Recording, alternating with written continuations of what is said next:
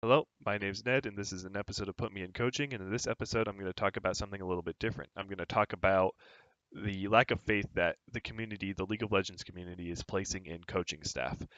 And in order to talk about this, I sort of have to address a point I've made in previous videos to sort of tie it in. And that point was that there is a misconception about what a coach's job is in esports that we don't have in any other sport, which I find weird. So I'll talk about that a little bit more, than what I mean by that. So in esports, a lot of the community, by community I mean the fans, but also players and analysts of the like, people you would expect to be authorities on the topic, have this really weird idea about what a coach does in League of Legends, and um and I think it stems back from the early days of League where the players couldn't put any faith in coaches because they thought, how could these people possibly know more than I do about the game because I play it 12 hours a day. Uh, I'm the authority on the game. The coach is stupid. He doesn't know any more than me, so I should play the game how I want to play, and we should play the game how we want to play. We being the players.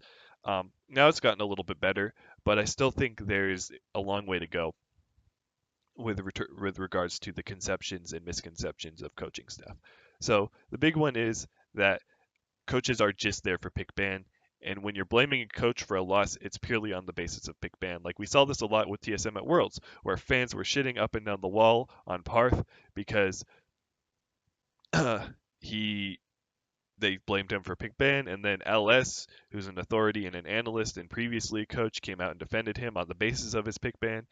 And I thought that was ludicrous. I thought if you're going to make fun of a coach, make fun of, or if you're going to criticize a coach, criticize them for the things that are actually important. Not saying that pick ban isn't important, but pick ban is largely a strategical coach's job with the input of the players, um, and not necessarily a coach's job or something that a head coach should even be worrying about. With or making a priority. It's of course something to worry about, but something they should be making a priority. Um, the head coach's job is to do things like ensure your team doesn't throw and they keep a strong mental composure throughout the game, ensure your team is working together properly, ensure your team is listening to their shot caller, ensure your team is practicing efficiently, ensure your team is practicing enough. These are these are the coach's jobs. And making sure your players have the morality to continue playing, or not morality, but morale rather, to continue playing and and continue playing at their best, or at least what is their best for that given day. Um, so these are all things that a coach should be focusing on. Basically, in a nutshell, making sure the team is playing as a cohesive team, and that covers all of the other smaller branches I listed earlier.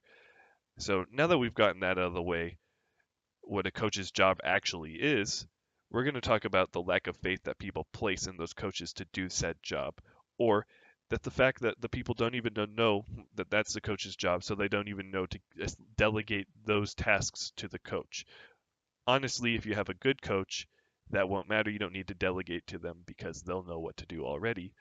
But that's a different video entirely. So for now, we're going to talk about the lack of faith that people place in coaching and why I sort of have this idea that there is a lack of faith in coaching and coaching staff in general for that matter. So what prompted me to make this video was I was watching a Narrative Wake episode with Kelsey Moser and Thorin, and I think it's their mega preview they call it, where it's about the NALCS and they bring in tons and tons of different personalities from the scene, most of which being players, some of which being analysts. I've only watched about half of it so far, maybe even a little bit less than half. I watched like 2 hours, and they brought in Apollo, um, Stixay, Doublift, and Croissant. First three being 80 carries from their own respective teams. Croissant being an analyst and educational League of Legends content creator who does pretty good work. Um, anyways, they were brought on, and the main question that really sort of kept pressing my button when Thorin would ask it, and they would be giving these answers, and the answers weren't necessarily bad, but none of them were the one I wanted to hear. Was the question was Thorin would say, um, well, because all of them said that they thought Team Liquid would be a contender for first place in this split. And Thorin goes, well, are there any problems you could see Team Liquid having? If so, what are they? And then they would respond, and he would say, a lot of people have been talking about, or I consider this to be a problem, which is the too many cooks problem, where you have Impact, you have Xmithy, you have Doublelift. They all have strong voices. They all want to be a shot caller. They all want to have input on what the team does. And so, is that going to lead to a too many cooks problem where people are going to be torn on what to do, listening to which different authority? And they all had different answers, none of which were wrong, all of which could probably have worked to solve a problem, or at least were some sort of method to tackle solving that problem that wasn't necessarily wrong. None of them gave the answer I wanted. And the answer I wanted was either for Doublelift, especially Doublelift, to say, well, I have the utmost faith in my coach. I think that if he does his job properly, which I know that he will, it won't be a problem. He'll be able to delegate specific roles to each player to make us all feel like we have a voice in the team and all feel like we can give our own game input. And then he will form a cohesive team strategy around us because, after all, that's his job. Um, what the other players should have said is something along the same lines about, well, if I had this problem, I would trust my coach to do what I just mentioned earlier.